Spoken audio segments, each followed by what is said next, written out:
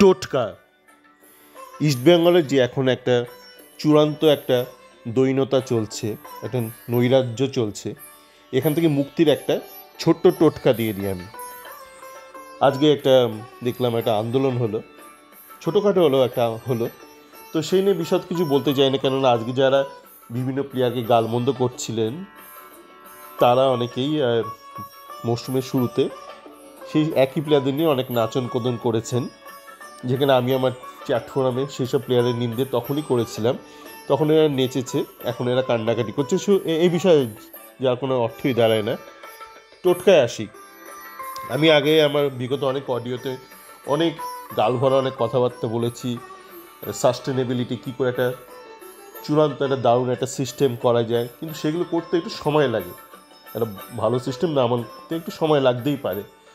তো আমি ধরুন একটা কোনো রুগী এলো আমার কাছে, আমি ডাক্তার, এবং আমি তাই গালভরা বললাম যে এই সার্জারি সেই সার্জারি বলে অনেক বিশাল বড় একটা সার্জিক্যাল প্ল্যান দিলাম, ট্রিটমেন্ট প্ল্যান দিলাম।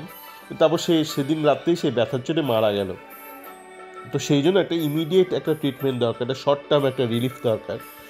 তো একটা টোটকা আমি দিয়ে দিই, যে টোটকা দিলে অবিলম্বে সমস্ত সমস্যার সমাধান হয়ে যাবে, অন্তত বেশিরভাগ সমস্যার সমাধান হয়ে যাবে। দেখুন, কারণটা বলছি টোটকাটা বলার আগে। ইস্টবেঙ্গলে এত যে ব্যর্থতা হচ্ছে ইদানিংকালে, এর একটা কারণ হচ্ছে ইস্টবেঙ্গলে যারা লিডারশিপে আছে, সে ইমামির তরফে হোক বা ক্লাবের তরফে হোক, তাদের ইন্টেলেক্টটা একদমই নেই। এবং ইন্টেলেক্ট না থাকলে কী হয়, আমি আমার আগের অনেক অডিওতে বলেছি, এখন তো হঠাৎ করে এদের মধ্যে ইন্টেলেক্ট আসবে না। এবার ইন্টেলেক্ট আমদানি করতে অনেক সময় লাগতে পারে। তাহলে আপনি বলতেই পারেন যে অতীতে কী করে আসিয়ান টাইমে ইস্টবেঙ্গল ভালো কাজ করেছে। তার কারণ হচ্ছে, আপনি যদি ইতিহাসটা দেখেন, ইস্টবেঙ্গল মানে নিতুর ইতিহাসটা যদি দেখেন, মানে নিতুর জবে থেকে রয়েছে ইস্টবেঙ্গল লিডারশিপে, যদি দেখেন যখনই বলে যখনই দেখবেন যে ক্লাবে যে কোচের দায়িত্বে এসছে, সেই কোচের মধ্যে যদি একটা ভিশন থাকে, একটা ফিলোসফি থাকে, তখন ইস্টবেঙ্গল ভালো কাজ করেছে। তার কারণ হচ্ছে ক্লাব লিডারশিপের মধ্যে কোনো ইন্টেলেক্ট নেই। তো তারা পুরোপুরি নিজেদেরকে ছেড়ে দেয় কোচের ওপর, যে কোচ ঠিক করবে কোন বিদেশিকে আনবে, কোন বিদেশিকে ছেড়ে দেবে, কোন দেশিকে আনবে। পুরোপুরি তারা কোচের ওপর ডিপেন্ডেন্ট, যেটা আইডিয়াল নয়। তো তাহলে টোটকাটাও সেটা কেন্দ্রিকই হবে। আপনাকে এই মুহূর্তে এমন একজন কোচকে লাগবে যে কোচিংটা জানে, ফুটবল কোচিংটা ভালো করে জানে, অভিজ্ঞ সেই ব্যাপারে, এবং যার মধ্যে একটা ভালো ভিশন আছে। 2 নম্বর পয়েন্ট, ভালো ভিশন আছে। এবং 3 নম্বর পয়েন্ট, যার একটা স্টেবল একটা মাইন্ড আছে, একটা মস্তিষ্কের একটা স্থিরতা আছে, একটা স্টেবল মাইন্ড। 3টে পয়েন্ট কেন লাগবে বলে দিচ্ছি। প্রথম পয়েন্ট, ভালো কোচ তো হতেই হবে। আপনারা যাকে আগে এনেছিলেন কোয়াদ্রাত, সে কোচই ছিল না, তার কোচিংয়ে বিন্দুমাত্র অভিজ্ঞতা ছিল না। তার তুলনায় অস্কারের অনেক বেশি কোচিং অভিজ্ঞতা, যদিও সেটা ইউরোপে নয়, এই সাউথ এশিয়ান ফেডারেশনেই রয়েছে, বাংলাদেশে, মালদ্বীপে। সে কোচ হিসেবে খুব একটা খারাপ নয়, মানে কোচিং অভিজ্ঞতাটা তার আছে।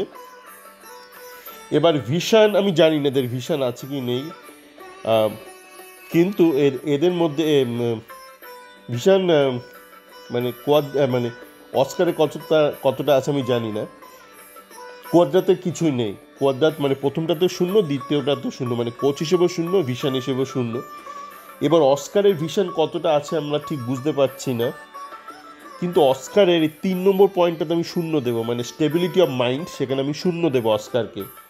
সুতরাং অস্কার প্রথমটা যদিও বা ঠিক হয়, দ্বিতীয়টা ধরলাম যদিও ঠিক হয়, আমরা জানি না এখনো পর্যন্ত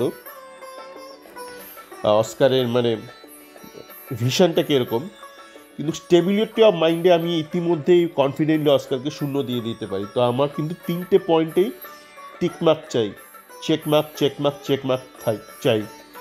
তো টোটকাটা হচ্ছে ইস্টবেঙ্গলকে এমন একজনকে অবিলম্বে নিয়ে আসতে হবে কোচ হিসেবে, যে কিনা কোচ হিসেবে অভিজ্ঞ, টিকমার্ক, যে কিনা যার মধ্যে ভালো ভিশন আছে, টিকমার্ক, এবং যার মধ্যে একটা স্টেবল মাইন্ড আছে, টিকমার্ক। এই 3টে টিক আপনার চাই। এবার ইউথ ডেভেলপমেন্ট ভার্মে যায়, কিচ্ছু হবে না। এইটা বললাম না, সাময়িক একটা রিলিফ, একটা টোটকা, মানে আপনার সিনিয়র টিমের ইমিডিয়েট সাকসেস হয়ে যাবে যদি আপনি 3টে টিকমার্ক করেন।